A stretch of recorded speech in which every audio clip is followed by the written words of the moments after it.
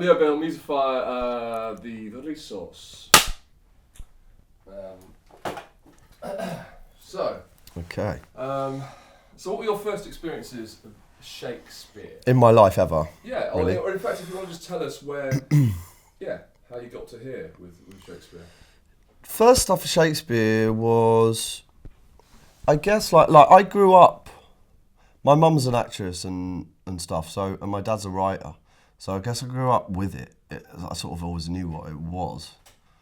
And then I remember it's like you have that when you do anything you study in A-level or whatever, that we did The Tempest for A-level. And for theatre studies and for English, we studied Much Ado About Nothing. And it killed it. It just killed it for me. Like, I hated The Tempest for years. I hated Much Ado About Nothing. And, I mean, ludicrously, it made me make a decision where I was just like, I hate Shakespeare. I just hate it. I just found it so annoying. And I guess we did productions of it. And then, but the first thing I ever did was at college, we did Measure for Measure. And I played the Duke. Right. And just had so much to learn. And in fact, I didn't really learn it. And I remember we got I busked my way through the first half. And I remember saying to one of the girls in the year, saying, listen, this second half, she was playing the Provost. And I was like, I don't really know it. And she laughed and went, nor do I. And I was like, oh my God. So we started making it up. We started sort of making up Shakespeare talk. We knew the story. I mean, I can't remember it properly. It must have been horrendous. I was nearly thrown out of college for it because we only did 2 runs of it. And the first one was just, I don't know, oh man, I don't know how I was thinking. That experience made me hate Shakespeare. I was just like, I just can't do this or whatever. But then, like years later, I did this film, me and Orson Welles, where Orson Welles Mercury Theatre Company put on Julius Caesar. Yeah. And so we did a load of the scenes from it, in the film. And I can't remember the character now that I play in it, within Julius Caesar, but I had this one scene. And Richard Linklater got in a guy from the Globe, actually. He was a text guy from the Globe. And so we started working on these speeches and stuff. And I remember starting it, I still sort of had a hangover of like, I'm never really a fan of Shakespeare, like, and stuff. And doing that, even just doing this one scene, I was like, wow, this is amazing. Like, amazing. And I remember him saying to me, like, because I was like, oh, what about, I'm thinking this. And he was just like, just don't fight it. Like, don't try and do anything other than it is or what it says. And I remember just that, and it was a really small bit. I kind of went, wow, this is so good. Saying it, understanding it, and actually, and just getting into a mindset of not fighting it, just following what it is and just saying it. And when it kind of clicks, it's sort of then I don't know, it just, everything feels great. And from there was like, oh, okay.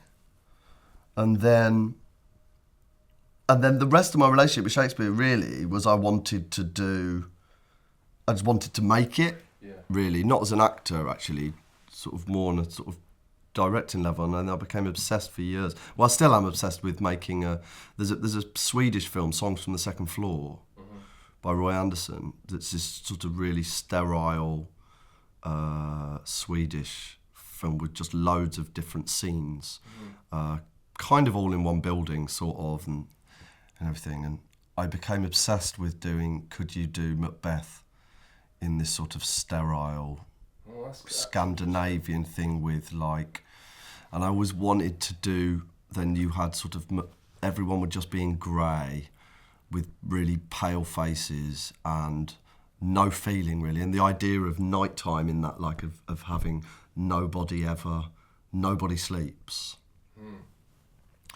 And Brechtian zombies. Yeah, basically.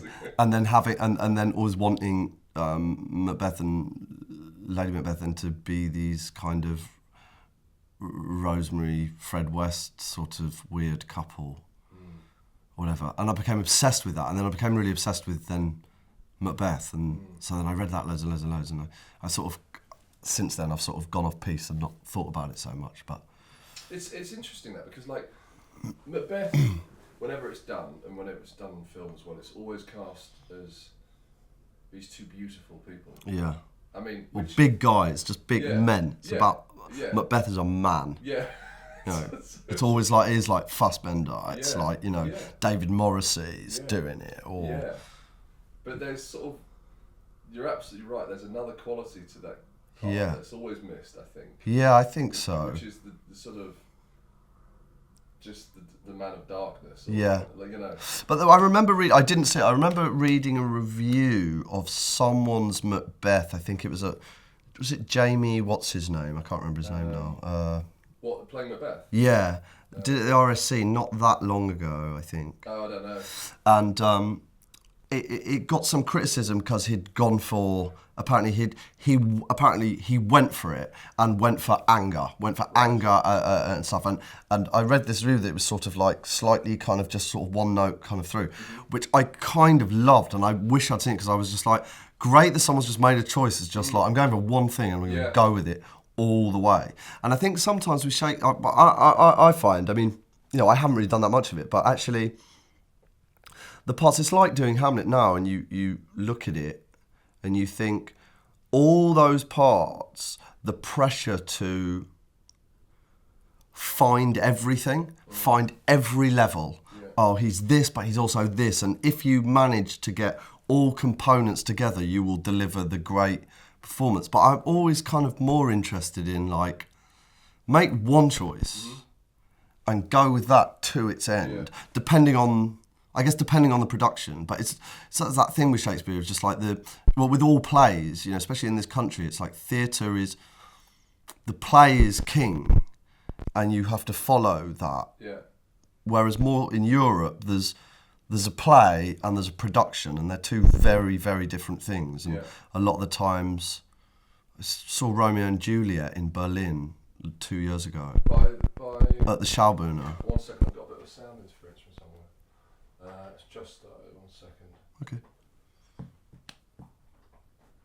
Just double check it's not your mic. Sorry, mate. Could be there's some dingler sorting out something outside. I'm just quickly going to move this as well.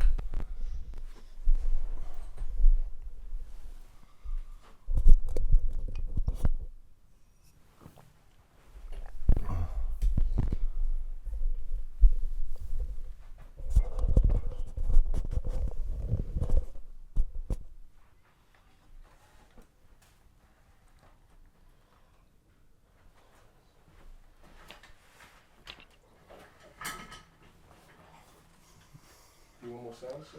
I'm just drinking this glass of water. Yeah, that's good. Sorry, you were saying you saw Romeo and Juliet. Yeah, so I saw Romeo and Juliet at the Schaubühne, and I mean, they raped the show, the text, the play. They did some of their own stuff.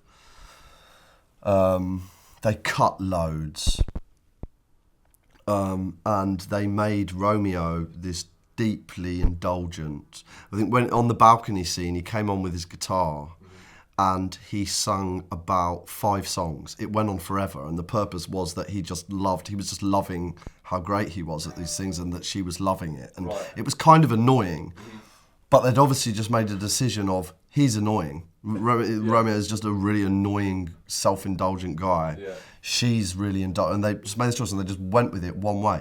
And not the whole show wasn't great. I mean, I didn't, you know, in fact, when I first saw it, I didn't really like it, and the more I thought about it, I've never forgotten so much of it.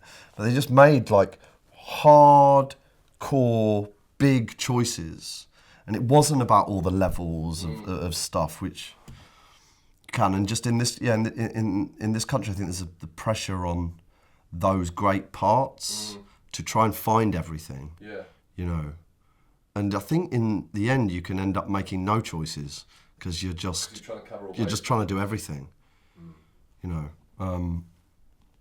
So yeah, but yeah, so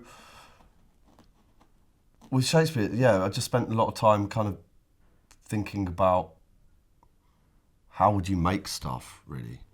That's sort It's of was my interesting thing. that's where you come to it from, because I sort of do a little bit. I kind of, doesn't matter what I see, I always sort of wonder how it would be on film, or if you could do this on film. Yeah. Or, probably because I just grew up watching films, maybe. Yeah, yeah. And going to the theatre, probably, Yeah. actually. But it is exciting, the possibility of taking control of one of these sort of behemoths, if you like, and just sort Yeah. of doing something very different with it. Have you seen the Fassbender movie? No, I haven't. Okay. I haven't. Because it's I'm sure not everyone will like it. Like I've spoken to lots of older actors who don't like Shakespeare on film anyway. They just don't. You know, Hollow Crown probably exceptions, because they're almost a full. You know, they're not cut really or abridged. Yeah. But what Justin Kurzel's done with Macbeth is very, very sort of brave, in the sense that it's been cut to fuck. Yeah. I mean, it really has been enormously cut and moved around. Not necessarily, but just sort of the way it's been cut and close up, wide, close up, move, jerky edit, and visually it's astonishing. Yeah. Audio wise, it sounds fantastic, but it's quite tricky it should really be called an interpretation of Macbeth, because it's not really Macbeth per se.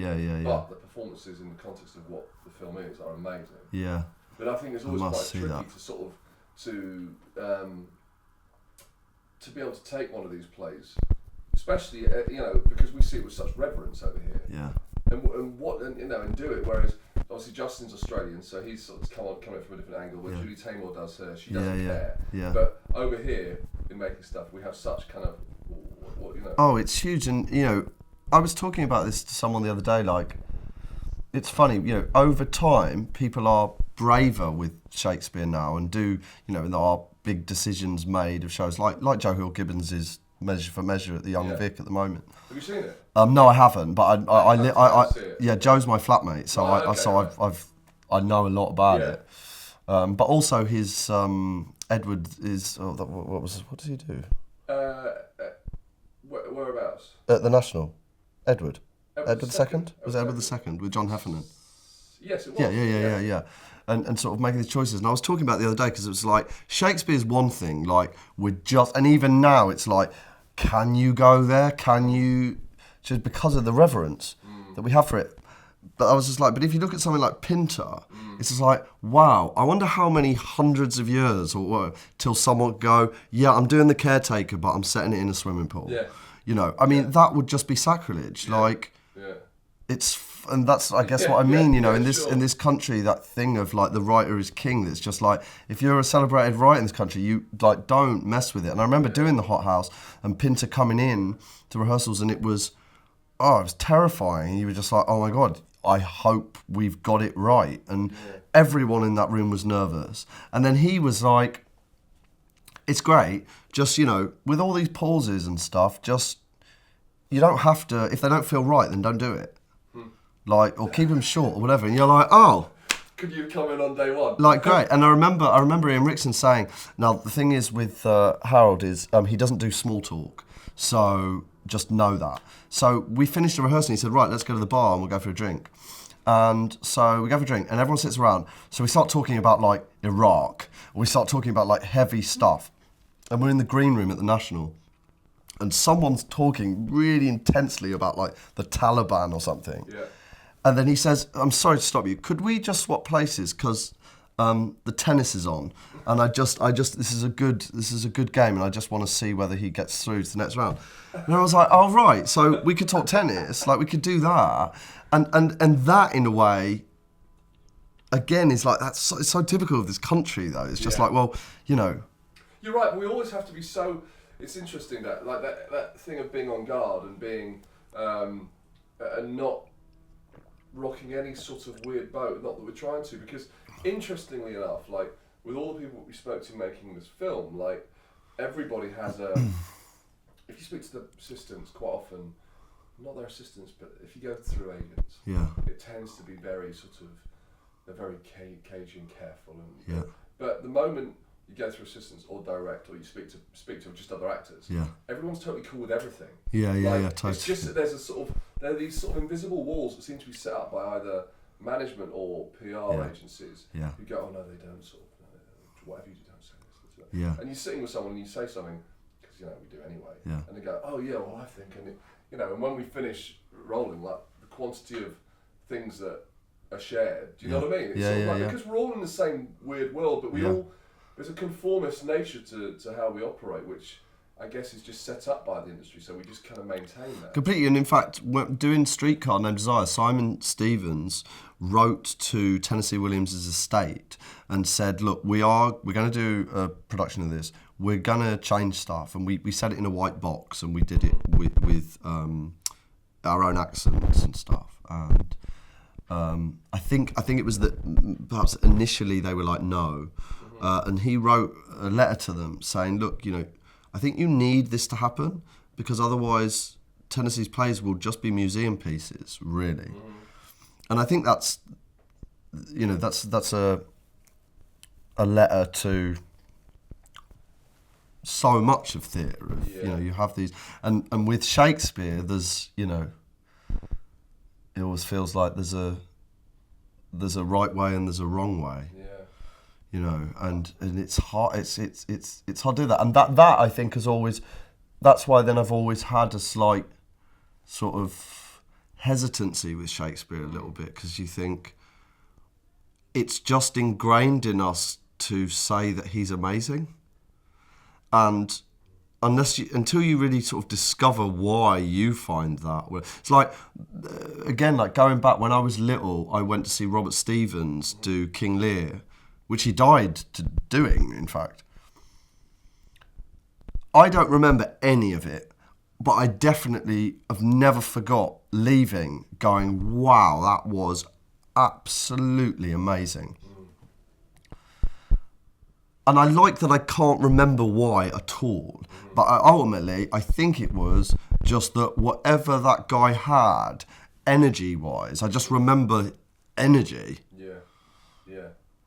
I don't remember as a child how brilliantly he spoke Shakespeare. I'm sure there was something about how he did Shakespeare that made him brilliant, and therefore I remember it. But that's me as a kid, but I don't really see any difference with anything I watch now. It's just like, well, if it's good, if it makes you feel something, it's good. And whether, we had a lot of stuff on the Barbican Hamlet of, voice work and looking at the lines and stuff, and I'm always a little bit like, I completely understand why it should be like that or whatever, but depending on the context of what we're doing or how you've chosen to characterise it or whatever, like, I quite like the idea of the anarchy of going, well, let's not speak it like this. Let's just do it differently. And some of it will work and some of it really won't. But that doesn't matter. That's kind of good. That's what theatre is anyway. Like, it's like doing the Tennessee Williams with our English accents.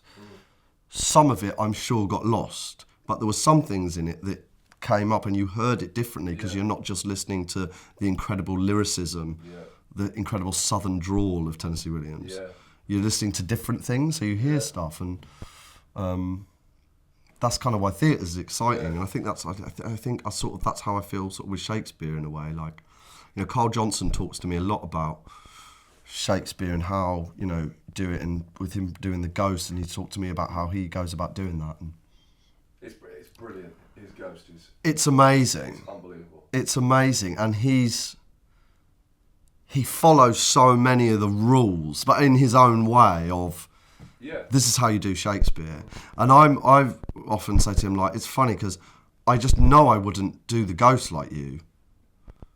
And it's irrelevant whether one would be better or worse. Like, I was just like, I couldn't do that. I couldn't do it like you do it. I couldn't speak it like that. There's no part of me and my relationship with the world and Shakespeare that could do it like that. I don't, and I don't know whether I would be nailed for doing it in a more modern way or. But there's a thing, isn't there, with all of that of actually that I shared something the other day about Burkhoff. Have you seen the Burkhoff thing on talking on London Live? No. He basically says there are no. He said all younger actors today are ghastly. Now and he just goes off on this thing as Burkhoff does, and and I shared it because I thought it was quite interesting because it was so provocative. Yeah. He likes that kind of. He likes to affront, Yeah. and he does it brilliantly. And he's probably out of date with all of those things because he's not really connecting with younger people anyway, so he doesn't really know. No. But if he went and saw any theatre now, he'd be able to say that there are lots of great younger actors. Yeah. But I like how it sort of rocks this thing, and I think that what happened when I shared it was all the people who disagreed, which I expected people to say. I didn't expect people to go, oh yeah, I think he's right. I disagree with them as well. But but I think it's really interesting that people have an opinion, irrespective of what it is, because at least it's something to push against. And I think you're right. There's no requirement to do a performance of The Ghost exactly like X has just done it, or do anything like anyone else has just done it. It's a bit difficult in our industry, especially in the UK, because people still expect a certain thing to be there when they see it, if they think Shakespeare belongs to them. Yeah. And that's kind of one of the completely. And it's very hard to have a conversation about Shakespeare, or it's very hard to have a conversation about theatre within our industry. I went to see a play quite a while back, and I hated it, and I was really angry about it. And at one of the 2 intervals, I spoke to some people that I knew, and I said, I've got a real issue with it. I don't like the play, I don't like how it's directed and stuff, and everyone loved it. And I didn't get it. I didn't get why everyone loved it, and it kind of made me angry. And then I felt like I was like Serpico, I was just like, why is everyone saying this? Like, can't you see like what's going on here? Like, but I remember then I was introduced to an actor as, this is Leo, he hates it. And I went, oh, okay, well, yeah, I do have problems. And the actor said, you can't hate it. And I said, well, I do. He said, no, you can't hate it. And I said, well, no, but I'm really sorry, but I do. He said, you can't because the director's in tonight and we'll probably have some drinks and stuff. And I said, well, 1, I don't know him, so I probably won't be part of those drinks. Yeah. But 2, I would love to have a conversation with him about why I don't like it. Surely this is the point. Yeah. And the actor eventually said, you can't hate it, and then just walks off. And it went from there. And then that night just sort of turned into this horrendous thing. 2 years later, I heard that the director heard about it and has talked about it in rehearsal rooms of the time when Leo Bill came to see this play and he told everyone he hated it. And 1, I was like, leave it. Just like, get on with your life. But secondly, I was just like, surely that's good. Surely that's good. Like, I love that I saw that show. Yeah. I love hating stuff. Like, as long as it made me feel something, a good reaction, that's amazing. Yeah. And Shakespeare particularly, there's a particular reverence of it that, been to the RSC to see shows where having an issue with it or finding it boring, whatever, is just, you can't start talking about it in the bar with other actors or theatre makers. You can't have that dialogue. You can't have it. It's mad. And I'm just going to adjust this mic. Let's just drop it down a bit.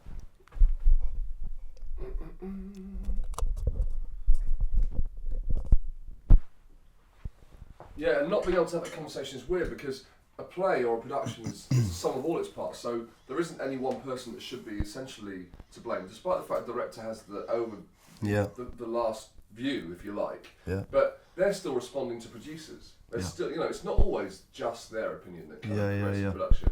So it is weird that we're not allowed to have those.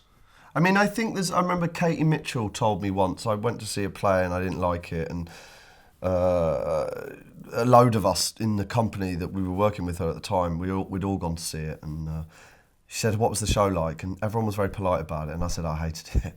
And she got really excited and was like, oh, amazing, great, why? Tell me why you hated it. And did. And then at the end of the day of that rehearsal, she said, can I just have a word with you? And I was like, oh God, maybe I was terrible today or whatever. And she said, it's not about rehearsals, it's about just the show that you saw last night. She was just like, just be careful, because if you were a director, I wouldn't have this conversation with you. Go for it, say what you want. But I'm just saying, just looking out for you as an actor, be careful who you tell and you say, because it's an industry that people don't like it if there's an actor talking about what they think about stuff or having an opinion. He said that's much more dangerous than a director. And I was like, okay, like, thank you for that. The play that I then saw that was terrible, that I sort of lost my shit about, was probably, that happened about a month later, so I didn't take that advice at all. But it was great advice, and it was just like, wow, that's really hard to deal with, because you can't have... But it's true, like, what are we supposed to be in that case? Because, like, now we're jumping off of Shakespeare a little bit, but it's like, are we supposed to be like Berkoff, okay, for all of the good things that him having that opinion offers? It's like, this is what I think. It may not be right. Tell me to fuck off. Confront me with it. Do whatever you want. But it's my opinion. So this is what I think. And that's why he hasn't run the National. That's why he hasn't run because literally he's still a fucking, like, firebrand, and like, people don't know how to take him. No. And I know that you can't necessarily be like that and necessarily ascend to a particular position in this country, because it's not playing a game. It works in more European countries a little easier, that mentality, I think. Which is probably why he has it, because he went to Lecoq and he has it. But it's interesting, like, as you said, I love the idea of people just literally kind of not liking a show and talking to people and actors not getting offended and go, why don't you like it? Because okay, and then sort of be able to see that as well, because you can't always see something when you're in a production. No, it's part. Well, I remember going to see Othello at the RSC, and I sort of had issue with it. And some of it, there were some really good performances in it and stuff. And I'd never seen I had seen Othello once, but I sort of didn't really remember it. And I was having a conversation, and I sort of had issues with it, sort of directorially and stuff. And we got into the conversation, and I kind of liked Iago, but I didn't really like the Othello performance. And they were sort of vice versa. And in the conversation, they started to talk about, well, the thing is because when I saw so-and-so do Othello, what they did was, and because there are these set 6 great Shakespeares, that it's just constantly referencing the other one, and I don't really, like, being in Hamlet now, I'd never seen it. So I had no point of reference other than reading it, really. But having been in it, I don't ever want to go and see it. And it would mean that I'll probably never see Hamlet. But I don't ever want to see it because I don't know. It's sort of like, well, then you just start to, for lots of friends that have seen the show that have said, oh, I saw Kinnear's Hamlet and this was this, but then I saw John Sims' Hamlet up in Sheffield or Manchester or wherever, and I saw Maxine Peake's and listen, it's just like, wow, like some people that are just like, wow, you've seen like 9 Hamlets, and that's amazing. I couldn't do it. I just couldn't do it because in fact, the Hollow Crown thing, Ben Wishaw's Richard II, I was like, that for me is, you've done it. You've done it. I do not need to see another Richard II. There's no point for me. You've done, I just loved it.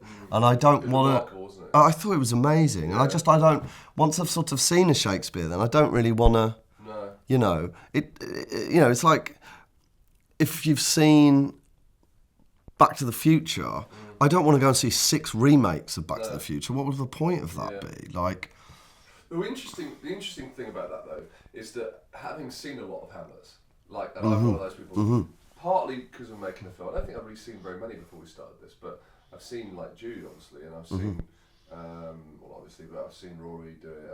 I've seen probably, like, maybe 6, possibly. Yeah, wow. And the interesting thing for me is that the writing's so good that every single one of them feels totally different anyway. Yeah, wow. And because as you said earlier, like every actor does something very different Yeah. anyway. Yeah. So actually, and because Yeah. and that definitely comes down to the writing as well. Yeah. Because it is so it's so structured and so there, but there are so many millions of ways to play the structure that they're all very different. And, Well, you do spend. I mean, as completely sort of contradict myself on that. Like, there is a, you know, doing Hamlet now. You're listening to Benedict do it, and you listen to. I think there's always "I'm Waiting in the Wings" going on for just before the play within the play starts, and Ophelia comes in and he says, "Here's metal more attractive," and he sort of goes through the sort of chat with her, and that's always just a very specific bit that I stand in the wings waiting to go on. And I'm listening to that bit every night, and you do run through the million ways you could do that conversation with Ophelia and that conversation with the mother, and do, you know, and in our version there's a lot of humour in it, and I always question and having never seen it before, I always question, there's surely, I wonder how far the other way you can go, that this, and just kill all humour in this show completely, and you could, I guess, and that, as far as you want, and it still work, which I guess is easy to take for granted, that you probably can't do that with all plays. No, I don't think so. Well, you can, but you or it wouldn't work, or it would just be missing the point or something, you know. And actually, it's like when you do see Iagos or whatever. It's like some people decide, I'm gonna get the audience on side and be really charming and kind of funny, and they're gonna like me, and then, oh my god, they're gonna hate me at the same time. Or there's versions where, I think the only other Othello I saw Andy Serkis do it up in Manchester, and my memory of that was, he went, "You're not gonna like me. I'm not a nice guy," and he didn't try to win us over at all. And it's just horrible. And you just watch a horrible man do horrible things, and it's brilliant. And it works. And Lucien Masmat, is it? Who's done? I thought he was the best thing in the RSC. And he sort of, you kind of loved him. Kind of thought he was a great guy. I mean, and then you realise, well, of course he's disturbed and whatever, but as you say, like doing, you know, Iago is this just bastard all the way through. If that's the decision, it works because he got this sort of amazing character. You know, we all know people who we've all had or all got one friend who no one else seems to like. Okay? And we forgive all their trespasses for all that stuff, and and we've learnt to just, it doesn't affect us. No. But we still respect them enough as a friend to engage them in our world. But, you know, there's a sense of almost that sometimes with that kind of really dark Iago, where he doesn't necessarily see it, but it's because he's used to it as well. It just doesn't appear to him. So I think, like you say, you can really sort of go. Othello's a really interesting one, actually, though, because I remember when I went to see it at the RSC, the thing the always problem I have with Othello is, and I don't know how. I mean, I have no idea. Like, I don't know how many times it's been directed by women. But the ones I've seen have been directed by men, as far as I know. The Andy Serkis one was, but and I remember going to watch it, and I thought, this is a play about, on the one hand, a guy who is deceived by his mate, and he ends up killing his wife through jealousy. And I thought it when I saw it at the RSC, I thought, why is this play never about a woman who marries a guy and then is wrongfully murdered? And it's horrendous.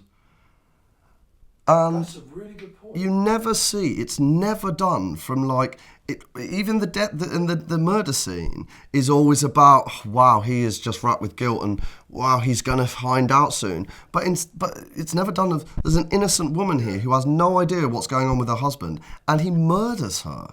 Like, it's horrendous.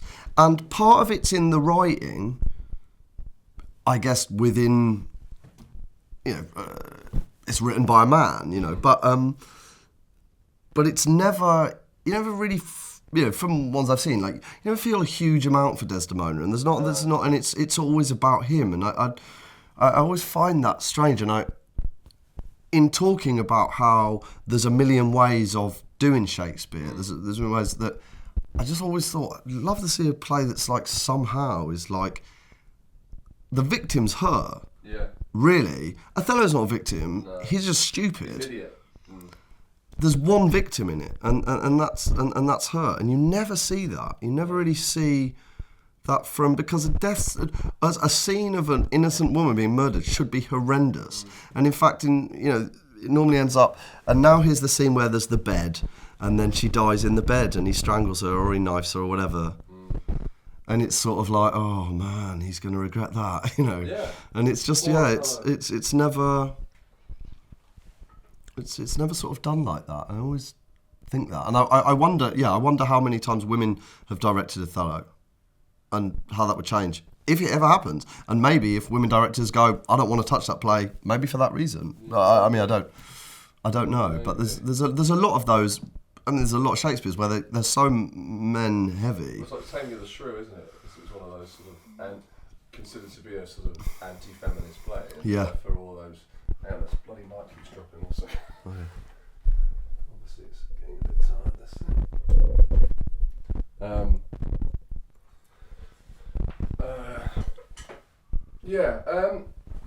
alright, well, do you think Shakespeare works on film? Have you seen much Shakespeare on film? I've seen. In fact, saying I've never seen Hamlet, I saw Ken Branagh. I saw the Ken Branagh one. Okay. Which at the time I really liked. Baz Luhrmann's Romeo and Juliet. I remember thinking. I remember it really annoyed me because I kind of felt it was really tricksy and really. I don't know. I always felt if it's good, then you could just make a really brilliant version of this in complete sort of naturalism and not fill it with sort of Desiree songs and. And a bit glitzy. Having said that, some of that film's amazing. I haven't seen The Macbeth. I've seen a lot of the TV ones.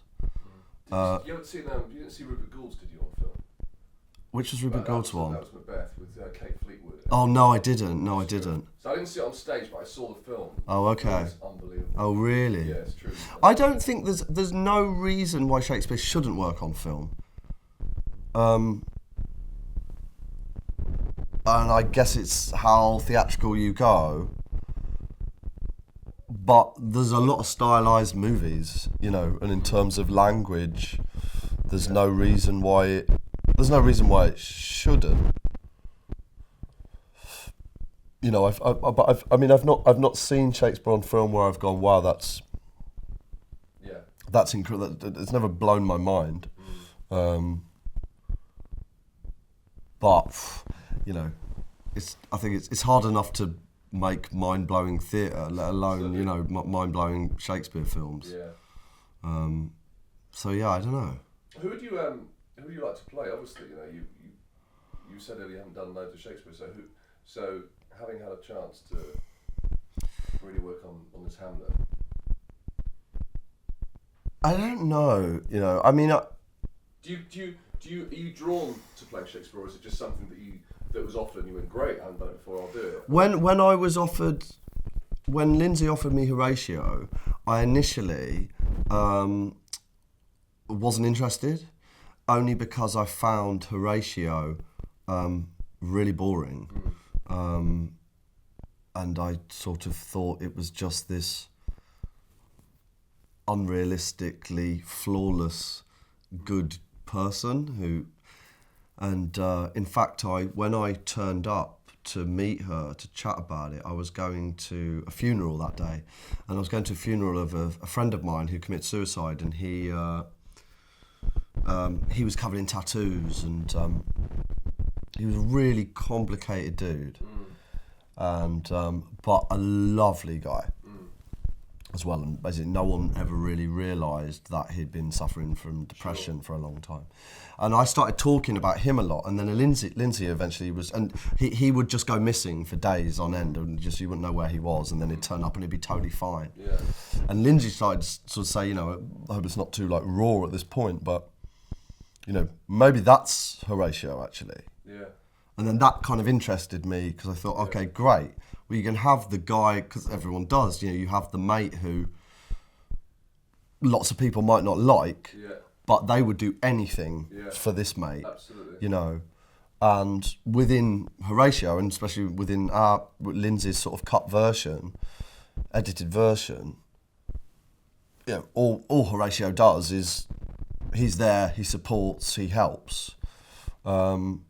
And that's all you get him. But then, so to me, I was just like, well, if I can make a back history that's much more complicated than that, Yeah. but ultimately when I'm there, my actions are nothing but good and supportive, then that kind of interests me, rather than just being a loyal, nice guy. Yeah, no, I really liked his performance. I thought he was really sort of, I don't know if desperate's the right word, but kind of like, there was definitely, well, as you say, there was definitely something else going on with him, and I think quite often, as you also say, this character seems to just appear and go. It just ends up being a conduit to a bit of story. And it's a weird thing to have a character who, at the end, says, you know what, if you're going, I'm going to kill myself as well.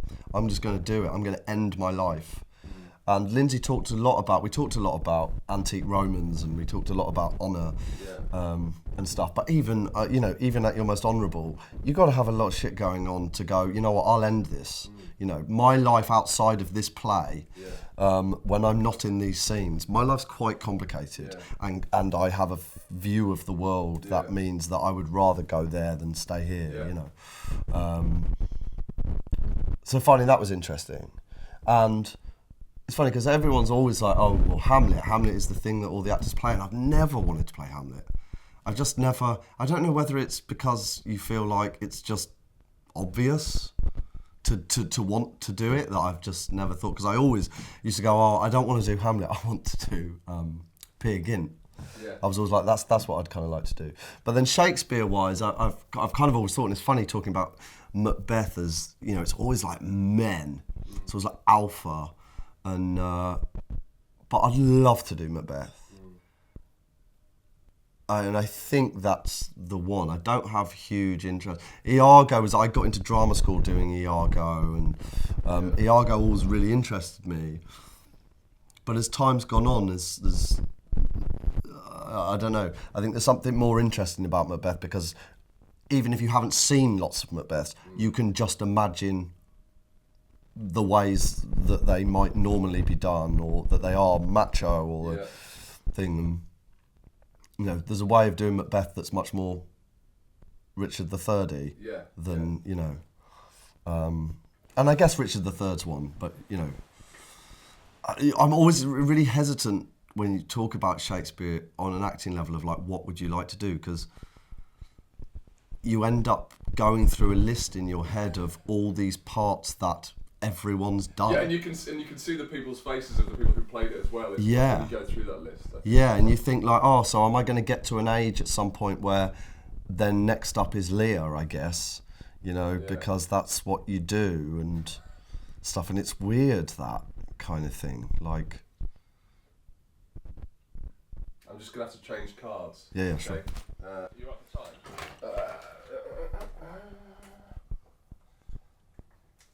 There, Bill.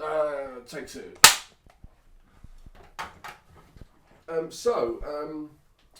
What have you learnt from doing Hamlet about performing Shakespeare, or as an actor?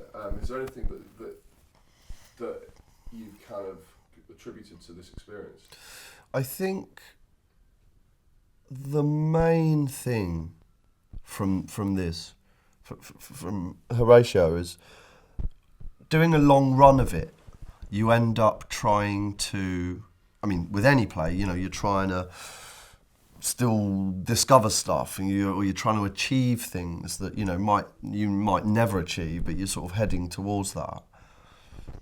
And there's been a lot of times just doing a lot of it that you try stuff, or you try and go against it a bit sometimes, and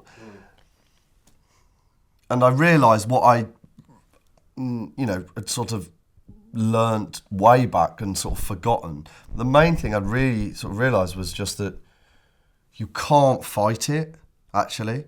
You can make choices and go against it, maybe a little bit, but actually, when you get stuck on a bit of it and something's not working, it's like kind of not being able to see the woods for the trees. If you just go back to it and just say it, everything will click.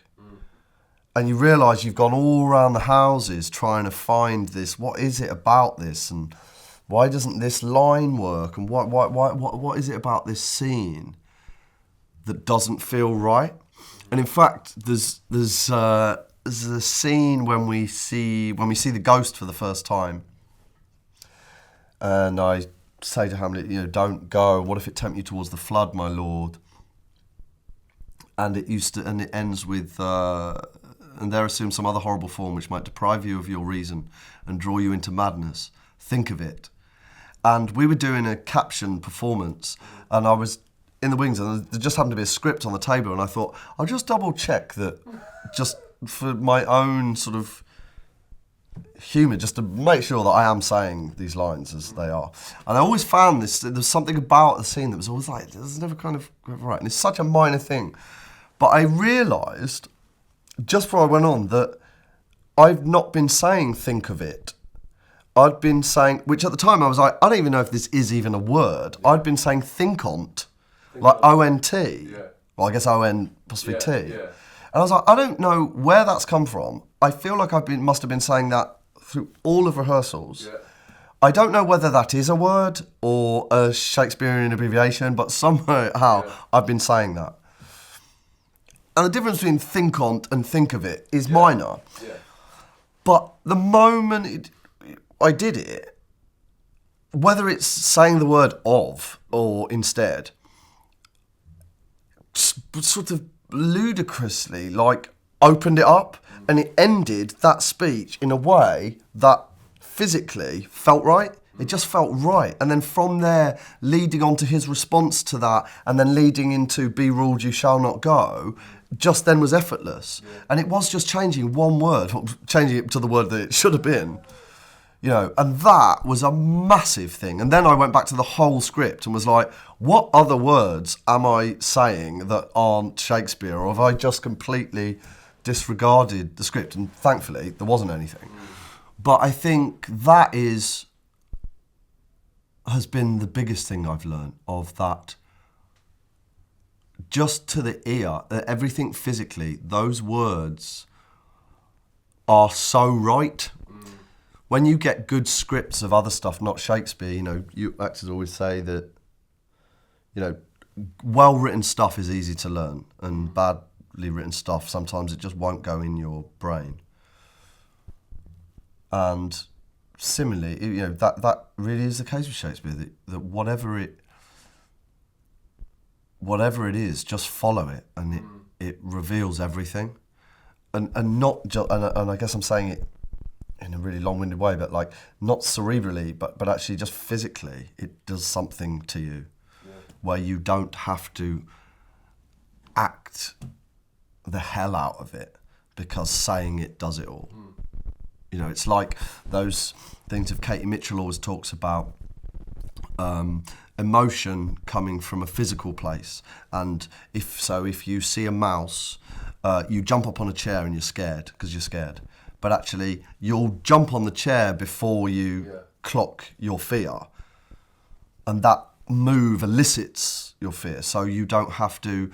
And then with acting, then that leads into, you don't need to go in a corner and get into a Stanislavski and I remember that time when my dad beat me, in order to remember what feeling sad is. It's actually what is the physical, what happens to your body physically when you experience those things. And if you can tap into what those feelings are, to what those actions are, that physicality, that will create the emotion. Yeah.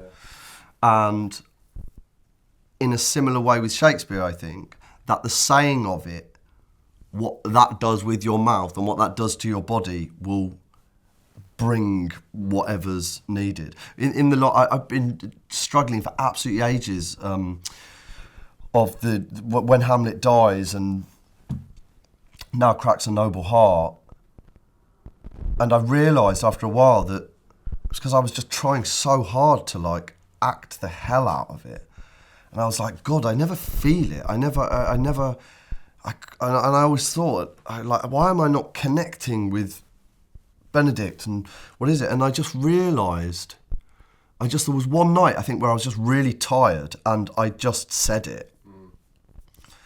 And to this day, that's definitely on a self-noting level, by far and away the best show I've done where I just stopped acting, because you don't need to, actually.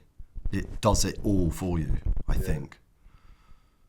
You know, of course there are choices you make. Of course there's characterizations, if there's such thing as character, you know, whatever. There's choices that you make. But ultimately, once you've made those choices, you can then just put them aside, assume they're in you, and just say it, and it's there, you know, and it's effortless. It's interesting, that Katie Bishop thing, isn't it? Because I've seen some performances done by the Meisner, you know, Temple, Actors Temple. Mm-hmm. I've seen some performances done. Well, obviously that's all Meisner, but everything is displayed in all those performances I've ever seen, and as a result, I have nothing from it. I get nothing, like, because it's all they're all crying. There's all like, you know, it just and that's not true. That's not real. That's a sort of almost a psychological way of performance. But you know, as Ian McKellen wisely said before, like way before we discovered about the id and all these other things in psychology and Freud or whatever, what was written down on the page was there to emote response, and so you don't actually have to get too far caught up in trying to display it, because it's all there. Yeah, the words are actually what people are feeling. Well, Lindsay Turner talked to me a lot about honour when Hamlet dies, and about sort of dealing with, there's all these dead people around you, and then you say these lines, and she was adamant that, you know, you somehow find this strength, whether it's numb or whatever, to be able to speak to Fortinbras, and then and to not choose to kill yourself and stuff. And I fought it for so long, because I was just constantly sort of going, I know, but my best friend's died. There's another dude's dead. His mum's dead. His uncle, albeit he doesn't like him, is dead. Like, there's all these other people. Like, oh my God, it feels like I'm trying to be strong, but actually, like, this is just horrendous. But actually, the reality in those situations are, it doesn't hit you. It doesn't hit you. You're just shock numbs you. Yeah. And the reason somewhere subconsciously for wanting to go, oh look, yeah, but he's dead, is to go, yeah, but I want to like do some like acting, and I'll feel like I'm doing acting if I'm crying. Yeah. Or whatever, and it's actually like and it's like, you don't have to do that at all. I love the way death was dealt with in your production as well. Like the way Ophelia committed suicide, I thought was unbelievably beautiful, because she just went. Yeah. There's a little moment she goes, and then she's gone. It's sort of, and that felt really truthful. And similarly, Cobner's response to hearing about his sister. Yeah. Again, like, you and everyone else, Benedict's response to hearing about it, all those things seem really grounded in a really great honesty, which I was really pleased about, because quite often, as you say, they can become like massive. Yeah.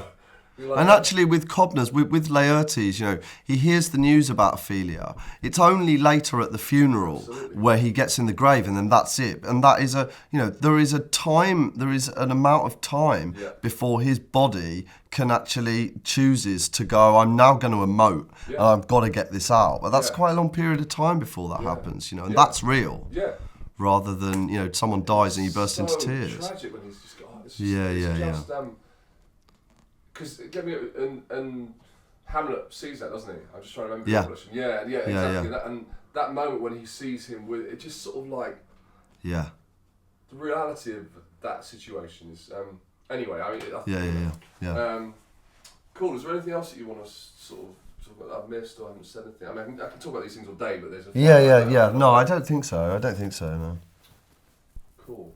Yeah. Yeah. One last question. Do you think we should still be doing as much Shakespeare as we're doing? I know you sort of touched on that loosely a little bit earlier about another production of X and another production of this, but I think the reason to continue to do lots of Shakespeare rests on whether people have anything to say. Not Shakespeare, but directors, theatre makers, whether they have something to say, really. If we just continue to do Shakespeare as museum pieces, then we just celebrate some very good words, and I don't think it's overdone at all, but I mean, the only reason to do any play is if you've got something to say about it, or say with it. And the more people make choices to say, yeah, I'm going to do The Taming of the Shrew because I want to express this, the better. If the more Shakespeare's done to just celebrate Shakespeare, I don't really think there's any point of that. I don't think there's any point of that with any play, of just like, let's just celebrate, It's like there was a long period of time where just suddenly we just celebrated Rattigan. Like every theatre had Rattigan on, and I was just like, well, that's great, but why are we doing that again? What, to celebrate? Okay, if we're going to celebrate, great. I don't think that necessarily meant that there needed to be like 9 productions on at the same time. It was like, well, okay, and 9 productions or whatever that, from what I hear and know, that weren't any versions of it, weren't any things that were sort of expressions of Rattigan. They were, this is Rattigan, how Rattigan wrote it and is, and naturalism and whatever and stuff. And I think that with Shakespeare, it's just like, we should continue to do Shakespeare, but there has to be there's got to be reasons, not politically current, but like current human reasons to want to put it on, rather than just to sort of celebrate great lines. Because there's it's like, it should just be a given. Shakespeare is amazing writing. If that's just a given, then there has to then be a completely different reason why to do it. Yeah. I think. Yeah. I wonder if we had to pay for the rights, quite how much it would still be done, because I think quite often it's an easy choice for Edinburgh to go, because they're always full. Yeah. And it's good for schools because no one has to pay anything for it. Yeah. And I think an American manager said this to me years ago, and I thought it just sticks with me in everything, which is ironic because I hardly know any money, but like she said, you should always know the value of what you are and what you have. And if someone doesn't pay you for something, and this is ironic because you're sitting here doing this for free, but and I'm doing this essentially for free for the Globe, whatever, but people don't appreciate it. People don't respect it in the same way, and I think that's a very, very American idea, and I think there's a lot of grey with that, but I did sort of think, that's quite interesting, because you're kind of right, because the moment you sort of go, actually this is worth this, people go, oh yeah, no, yeah, it is, and it's great we can do Shakespeare for free, but if you did have to kind of quantify that, I wonder whether people would go, we're doing this because we're doing this. Yeah. But also, I think there is a whole thing of, it would be a lot easier to do exciting versions of Shakespeare plays if at all the main theatres, theatre tickets were £14. Then you could make choices and do stuff. But the thing is, they're expensive tickets, so people come going, I want to see Hamlet, and I know it like this. So for my money, I know there's a lot of boxes it needs to tick, and we're not. That's a whole thing of risking, because Shakespeare is Shakespeare. I guess it's harder to make bigger choices because theatres have to make money. Yeah, and it's actually funny enough. If there was anything about the production at at the Barbican, which I thought was a shame, is that the night I came, I saw probably one blackface in the Yeah. audience, and I saw probably like maybe 15-20% Chinese and Japanese. Yeah. But and I thought that was just such a shame. Like, I just thought it was a real shame, and I know why. I get it, and it's really hard because, you know, that production, aside from people's fees and figures and all the rest of it, it's expansive. I mean, it's huge. I can't imagine how many people backstage are working on it, and front and out front, and you know, managing the stage door and all that stuff. So inevitably they're going to cost a fortune. Yeah. But and also if you're aware of productions, then you can jump in with the cheaper tickets. But generally, those cheaper tickets they only reach the media after they've gone. Yeah. So other people who kind of aren't familiar with what's going on in theatre never get a chance to get them, which is I think why the audience demographic is quite mixed. Yeah. Sorry, quite solid and is what it is really. But you know, it is hard, and theatre costs a fortune to put on. I mean, you know how little everyone gets paid, and like, you know, the moment you times that by 6 and then 12 and then 50, it's like each production costs, you know. It's crazy. And depending on the amount of money you can make off NT Live, depending on how big your star is, you know, whatever, you have to worry that theatre, though, doesn't go down a road where it gets more expensive. Yeah. Shows get made that are even bigger because plays are being made to be on NT Live. Well, interesting you say that, because I know obviously the guys from NT Live and David Sable and stuff, and also going to start digital theatre, and like, you know, NT Live had for that production had I think 200,000 global viewers. Yeah. That's more than it's insane. anything in theatre ever. Yeah. Like, and I think that's remarkable. Yeah. And in a way, if that's what's going to happen, then hopefully revenue from that will go back into creating theatre that's affordable. I fear it won't, because that's not you gotta the hope market we work that that's in. But still great that people can see it who would never get a chance to see it otherwise. That's been one of the best things about it, has been, you know, there's demographic issues, of course there is. but what's great, whether it be Benedict or whatever, but because of the sort of scale of it all, that you have a ton of people, maybe not the majority, but you have a lot of people that are seeing theatre for the first time, that are seeing Shakespeare for the first time, and seeing Hamlet for the first time, and that can only be good. Yeah, definitely, you know. definitely. And the quality of how those things can be filmed and mixed sound-wise now is so different to probably the fear that everyone had when digital first started, which is, it's just going to be like loud theatre on a small screen. You know, like the old BBC stuff. But it's got its own medium now, which I think is brilliant. It doesn't seem to, at the moment, impinge on any of the different other mediums within it. Like And we've got to move with the times, and we've got to just accept that's something that's going to happen. And there'll be another level to that which we don't even know about at some point in time. Yeah. You know.